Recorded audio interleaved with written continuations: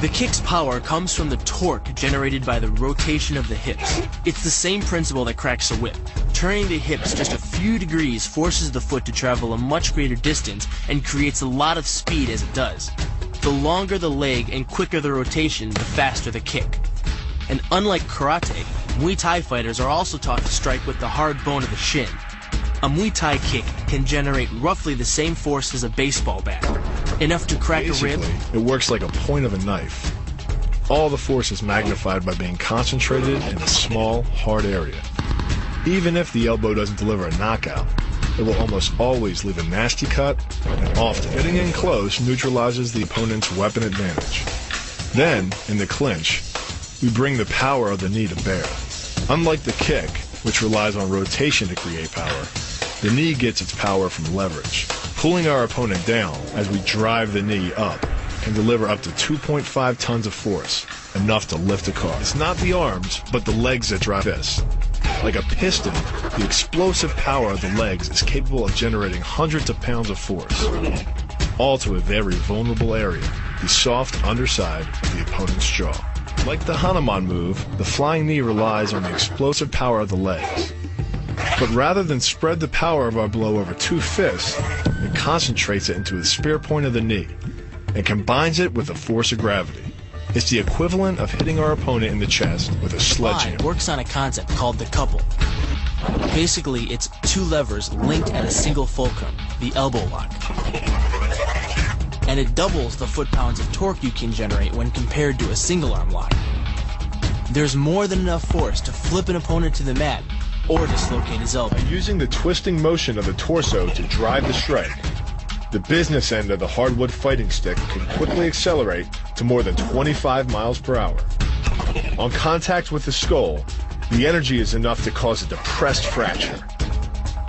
It's the same injury-producing force as being hit in the temple by a hammer. Mali relies on something called a flexion moment imparted to the neck to do damage.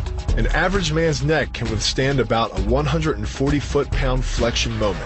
Beyond that, soft tissue and even vertebrae can be crushed.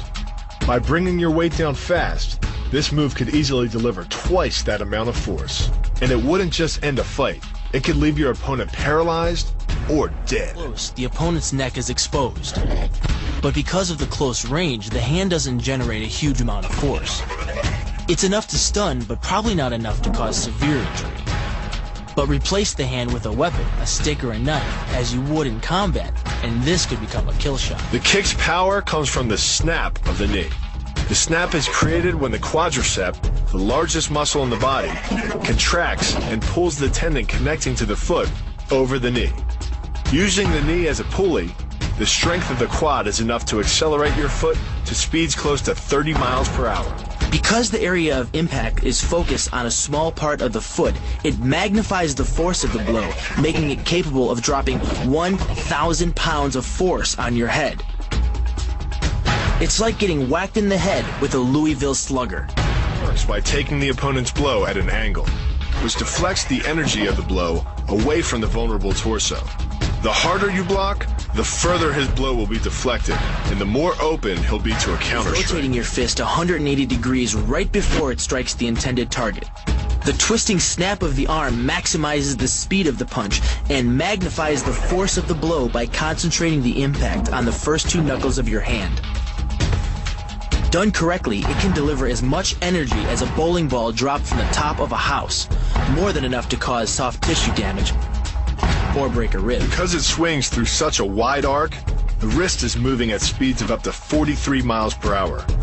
And since the radius doesn't deflect or compress nearly as much as a fist, it can deliver a staggering blow, like being hit with an axe handle. This roundhouse kick is designed for maximum impact. With the powerful muscles of the thigh yanking the tendon over the knee, the foot accelerates from 0 to 21 miles per hour in just 1/3 of a second. Combine that with the reinforced shoe, and this kick can drive the nose bone back up into the brain. It's aimed at the largest gland in the human body, the liver. A direct hit won't just bring an opponent down. It can rupture the gland, causing severe internal bleeding. But the liver is well protected by the rib cage, so the kick must be accurate to within half an inch. In this move, the forward propulsion of the hips, combined with the piston motion of the lower leg, can send well over 700 pounds of force directly through the rigid bone of the heel. This impact won't just knock an opponent down. The force is enough to permanently damage his kneecap, leading with the near arm. The first jab travels the shortest distance to the opponent, so what it lacks in force, it makes up for in speed. The second punch, utilizing both the twist of the shoulders and the forward momentum of the kick, can carry over 4 times as much impact. And just a few hundred pounds of force to the temple is enough to cause a knockout. This move uses the same principle as a throw in judo, off-balancing your opponent and then using his momentum to send him down. But it's much more aggressive. The sweep here is actually a strike to one of the most sensitive areas of the body, the Achilles tendon. The Achilles tendon. The throw works just like a crowbar, where your leg is the lever and your hip is the fulcrum.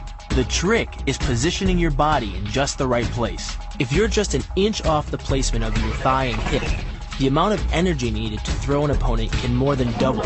But performed correctly, Uchimata requires almost no energy, yet it can deliver up to 5,000 pounds of force. If it weren't for the mat, a throw like Uchimata would be enough to cause serious injury or even paralysis. You use the strength of your legs to maintain your dominant position while you secure the choke. Just a few pounds of pressure on the collar of his gi is enough to reduce the blood flow to the brain to a trickle and end the match.